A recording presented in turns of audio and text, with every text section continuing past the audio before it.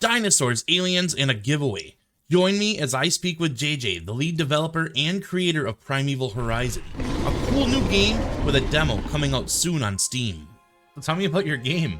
We do plan for this to be an MMO creature survival game, and that's quite generic in this genre. However, we are planning to offer completely unique features unlike anybody else. We plan for bosses, we plan for... It's called Reborn in Tech, the name of the system, but it's a system in which connects to nesting and elders and greatly expands upon it, while being a very fun system to work with. Not only that, but we plan for proximity voice chat. Some people might not like that. It's toggleable. You don't have to have it on. It's just there for social interactions, because social interactions are important in this genre, and yet nobody's really taking advantage of that. And that's something that I greatly value. I really want to be able to see people interact, even if it's kind of silly because they're dinosaurs. I'm sure there's going to be people that want to have those interactions.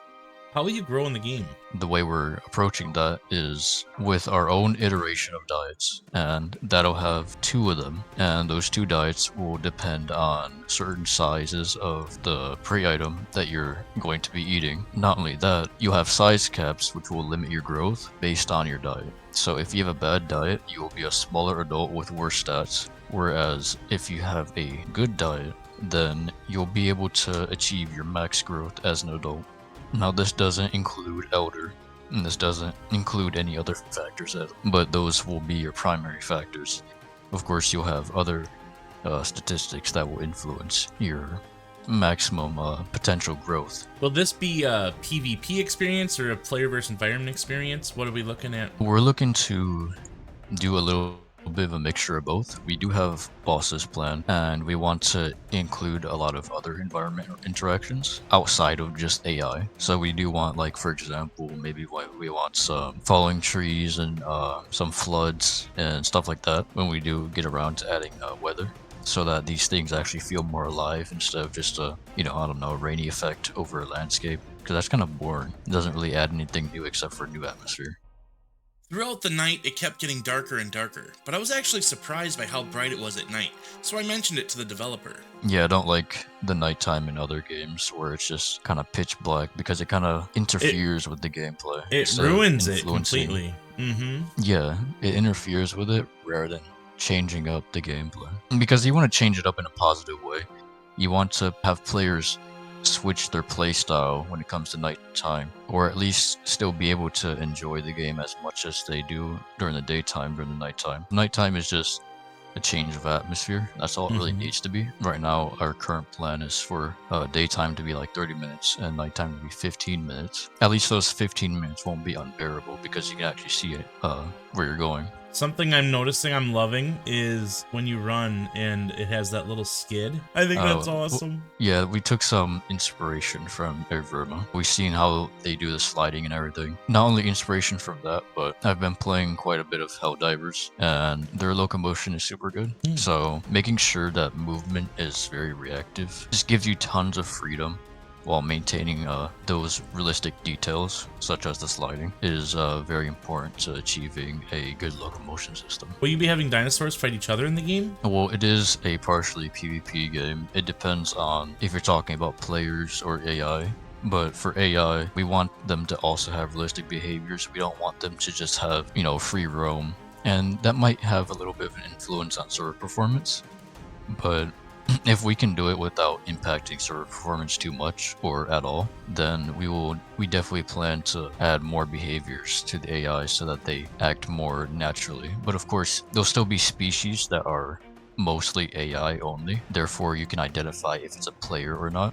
What's this building over here? We plan to add alien facilities around the map that are pretty much hidden away, and in those facilities you'll be able to participate in facility raids, which will offer more details on down the line. It'll be a very interesting and fun experience, being able to just enter a facility, kill some aliens, and get rewarded for that. And each facility will have their own tier as well, so make sure you're going into a facility you can manage to succeed in surviving in. What dinosaurs are you going to have in the game?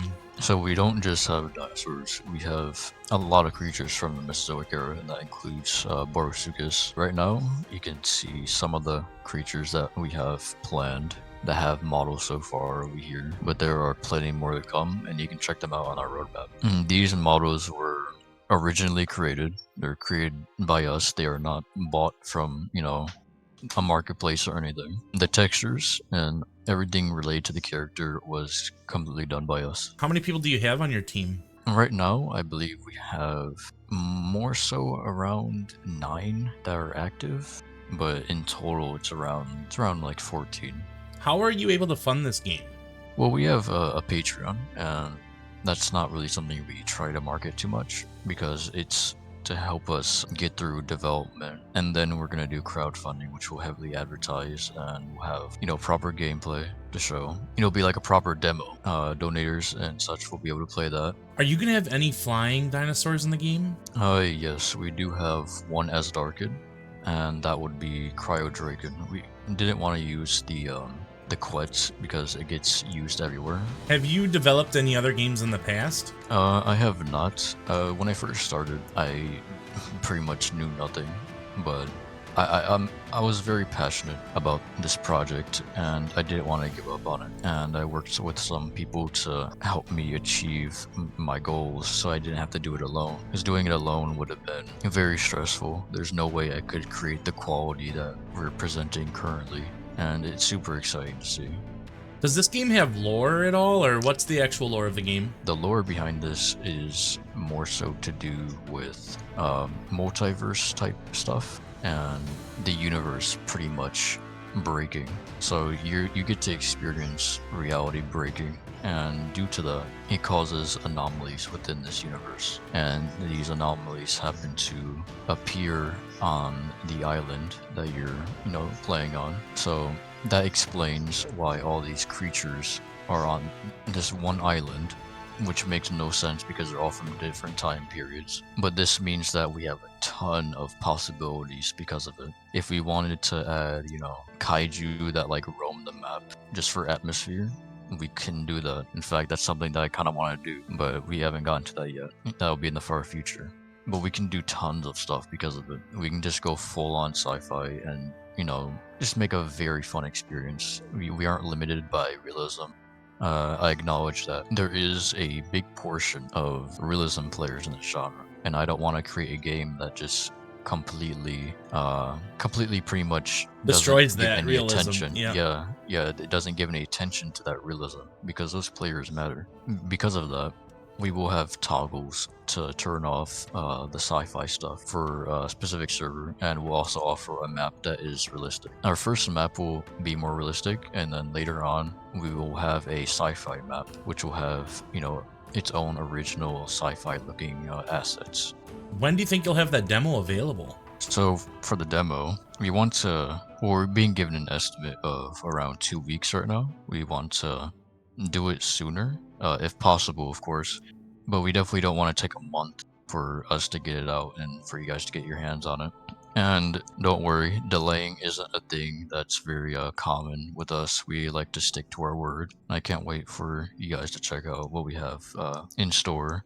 A lot of this work is done by the people that I'm working with, and I definitely wouldn't have gotten this far without them. So huge props to them. You can find who did certain things in our Discord. There's a team channel for it. For example, a lot of these models were done by Curse. Some of them were done by Elmedi. Yeah, we want to achieve the highest quality possible. We do have high standards for this game, and we do take this project very seriously. We also have a really good QA team. Our QA is they have been really helpful. They've helped us figure out certain balance issues, get rid of playables that we don't need in the roster, and at the same time expanding the kits of existing playables so that they're a more enjoyable experience. With so many other projects that have been out there, many have been scams or they just simply stopped being worked on. What do you have to say to people that are worried about that with you? I do anything within my power to prove that we are legit and that I'm not going to abandon this. This is something that I'm really passionate about. I've spent tons of my own money on this project as well. Well, I put most of my paychecks into this game, but yeah, there's not really too much else I can say without rambling on forever. I hope that gets the idea across. Our project is it is on Steam. It's just private right now. It's getting reviewed so that it can be public, but currently it is private. You can obtain the game through a Steam key, of course, and you'll own it forever on that account. But yeah, right now the only way to obtain a Steam key is by being a donator or by being QA. What platforms do you plan on releasing the game on? We do plan to release on Steam for PC, and then in the future we want to release on consoles.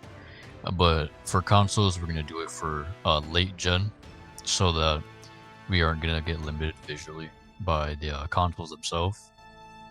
Because I don't believe it's a smart idea to release on older generations, because then it kind of limits what you can do, and it's also more to manage. I want to thank JJ for this interview. This game sounds like it's going to be awesome. And I have a treat for all of you. Somebody in my Discord donated a Steam key for Primeval Horizon. In order to win, all you have to do is share the video on social media, be a member of my Discord, the link is in the top of my channel page, and use the code HORIZON in the comments below. And as always, later players.